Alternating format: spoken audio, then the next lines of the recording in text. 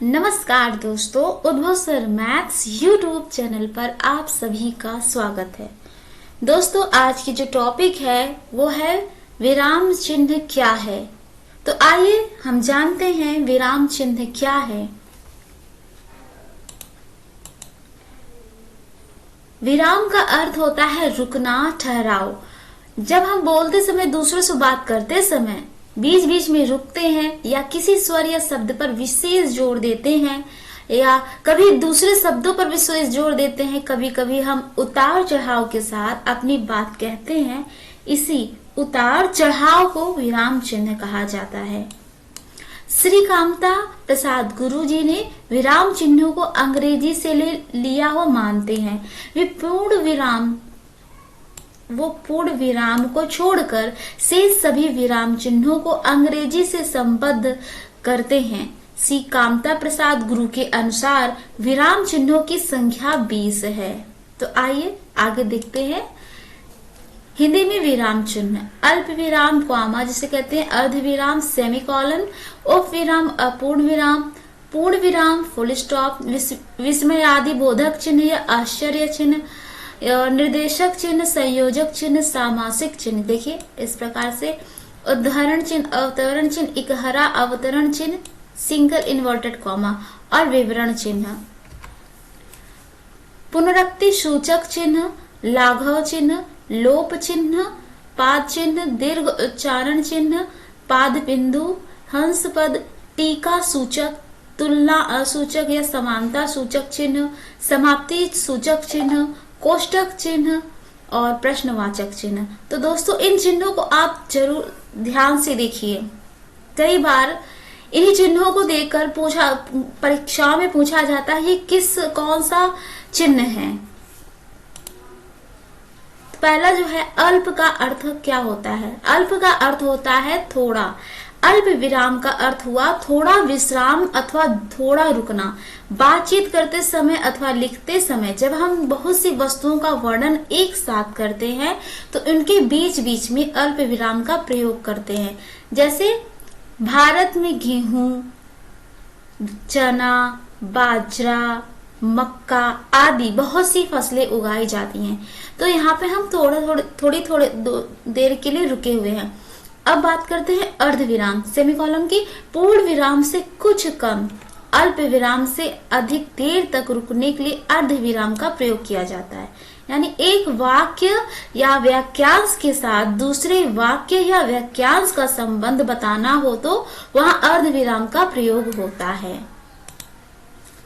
उपविराम या अपूर्ण विराम: जब किसी शब्द को अलग दर्शाया जाता है तो वह उपविराम चिन्ह लगाया जाता है। था जहां पर किसी वस्तु या विषय के बारे में बताया जाए तो वहां पर उपविराम चिन्ह का प्रयोग करते हैं। जैसे कृष्ण के अनेक नाम: मोहन, श्याम, मुरली, कान्हा।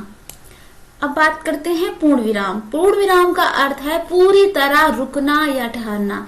जहां एक बात पूरी हो जाए या वाक्य समाप्त हो जाए वहां पूर्ण विराम चिन्ह लगाया जाता है। जैसे मैं पढ़ रहा हूं या मोहन घर जा रहा है तो यहाँ पूर्ण विराम का प्रयोग किया जाएगा।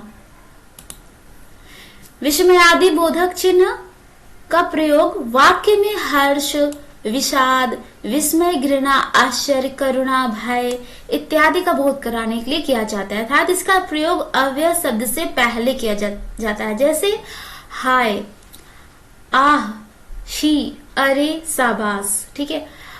इसके बाद देखिए निर्देशक चिन्ह। निर्देशक चिन्ह का प्रयोग विषय विवाद संबंधी प्रत्येक शीर्षक के आगे उदाहरण के पश्चात कथोपकथन के नाम के आगे किया जाता है। जैसे श्री राम ने कहा, यहाँ पे निर्देशक चिन्ह का प्रयोग हुआ है, सत्य के मार्ग पर चलना चाहिए। अगला देखिए उदाहरण चिन्ह, अवतरण चिन्ह, इकहरा अवतरण चिन्ह या देखिए सिंगल इन्वर्टेड कॉमा जिसको बोलते हैं। इस चिन्ह का प्रयोग कवि या लेखक के उपनामों में, पुस्तकों, समाचार पत्रों, पत्रिकाओं के नामों में और सूक्तियों या कहावतों में किया जाता है। अब जैसे देखिए वाल्मीकि ने रामायण की रचना की। अब यहाँ पास इसका प्रयोग हुआ है। सत्य की विजय देर में होती है। यहाँ पास एक हरा चिन्ह जो होता है उसका उदाहरण चिन्ह का प्रयोग हुआ। अब विवरण चिन्ह या आदेश चिन्ह, जैसे किसी कहते हैं किसी विषय को क्रम से लिखना हो तो विषय क्रम व्यक्त करने से पूर्व आदेश चिन्ह का प्रयोग किया जाता है। जैसे वचन के दो भेद हैं, यहाँ पास देखिए इसका प्रयोग किया गया एक वचन बहुवचन। पुनरुक्ति सूचक डबल इन्वर्टेड कॉमा, इस चिन्ह का प्रयोग किसी कहे हुए कथन को ज्यों का त्यों रखने के लिए किया जाता है। जैसे सुभाष चंद्र बोस ने कहा, तुम मुझे खून दो मैं तुम्हें आजादी दूंगा। यहाँ पास इसका प्रयोग हुआ है, यहाँ पे आप देख सकते हैं। अब बात करते हैं लाघव चिन्ह। किसी बड़े तथा प्रसिद्ध शब्द को संक्षेप में लिखने के लिए उस शब्द का पहला अक्षर लिखकर उसके लाघव चिन्ह लगा देते हैं, यानी यह शून्य ही लाघव चिन्ह कहलाता है। जैसे पंडित जवाहरलाल नेहरू, यहाँ पर पंडित को संक्षेप में लिखने के लिए प के बाद लाघव चिन्ह लगा देते हैं। या उत्तर प्रदेश हम लिखते हैं, उत्तर प्रदेश में जब हम ऊ लिखते हैं, ऊ के बाद हम एक लाघव चिन्ह का प्रयोग करते हैं तो हमें संक्षेप में लिखने का हो जाता है। इस तरह से हम लाघव चिन्ह का प्रयोग करते हैं। आगे देखिए लोप चिन्ह। जब वाक्य या अनुच्छेद में कुछ अंश छोड़कर लिखना हो तो लोप का प्रयोग किया जाता है। जैसे गांधी जी प्रतिदिन डायरी, यहाँ पे देखिए यहाँ पे लोप है, उस पर हस्ताक्षर करते थे। तो यहाँ वाक्य पे यहाँ पर छुटा हुआ है तो इसी को हम कहते हैं लोप चिन्ह। अब बात करते हैं पाद चिन्ह। इसका प्रयोग दो शब्दों में संबंध प्रकट करने के लिए युग्म शब्दों के मध्य किया जाता है। जैसे भूखा प्यासा, स्त्री पुरुष, माता पिता, तन मन, देश विदेश आदि से। अब बात करते हैं दीर्घ उच्चारण चिन्ह। जब वाक्य में किसी विशेष शब्द के उच्चारण में अन्य शब्दों की अपेक्षा अधिक समय लगता है तो वहां पर दीर्घ उच्चारण चिन्ह का प्रयोग किया जाता है। आप यहाँ पास देख सकते हैं ये दीर्घ का चिन्ह है। आपने देखा होगा मात्राओं के प्रयोग के समय हम इसका बहुत ही ज्यादा प्रयोग होता है। पाद बिंदु यहाँ पास ऐसे होता है। हिंदी अरबी फारसी से आए शब्दों के नीचे लगने वाला चिन्ह, जैसे कागज, इन शब्दों के नीचे जो लगते हैं इन्हीं सबको पाद बिंदु कहते हैं। खास तौर पर हिंदी अरबी फारसी से आए शब्दों के नीचे ही इनका प्रयोग किया जाता है। अब बात करते हैं हंस पद। विस्मरण चिन्ह का प्रयोग लिखते समय किसी शब्द को भूल जाने पर किया जाता है। जैसे राम, यहाँ पास हम इसको त्रुटिपूर्वक भी चिन्ह भी बोलते हैं, तब यहाँ पास इसका चिन्ह लगा देने से पता चलता है कि हम यहाँ पे कुछ छूट गया है। अब बात करते हैं तारा सूचक या टीका सूचक। जब किसी लेख या पुस्तक में किसी शब्द के विषय में कोई सूचना दी जाती है तो उस शब्द के साथ कोई चिन्ह लगा देते हैं, उसके संबंध में पृष्ठ के नीचे लिखते हैं, तो उसे कहते हैं तारा सूचक या टीका सूचक। तुलना सूचक या समानता सूचक चिन्ह। वाक्य में दो शब्दों की तुलना या बराबरी करने में तुल्यता सूचक चिन्ह का प्रयोग किया जाता है। जैसे मनमोहन, यहाँ पर देखिए तुलना की जा रही है मनीष, अच्छाई की बुराई से तुलना की जा रही है। अब बात करते हैं समाप्ति सूचक का। जब एक लेख समाप्त हो जाता है तब इस चिन्ह का प्रयोग किया जाता है। आपने कई पुस्तकों में देखा होगा अंतिम पेज पर इस तरह के चिन्ह बने रहते हैं। अब बात करते हैं कोष्टक चिन्हों की या ब्रैकेट्स। कोष्टक में उस सामग्री को रखा जाता है जो मुख्य अंग होते हुए भी पृथक है।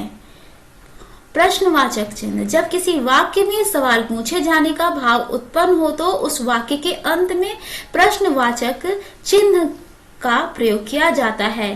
जैसे आप कौन हैं, यहाँ पास अंतिम में प्रश्नवाचक चिन्ह का प्रयोग किया गया। आज के रचनाकार और उनकी रचना। रचनाकार और रचना। आज की रचनाकार है भारतेंदु हरिश्चंद्र और उनकी रचनाएं कौन कौन सी हैं, ये बहुत ही इंपॉर्टेंट टॉपिक है, कई बार एग्जाम से में पूछे जाते हैं।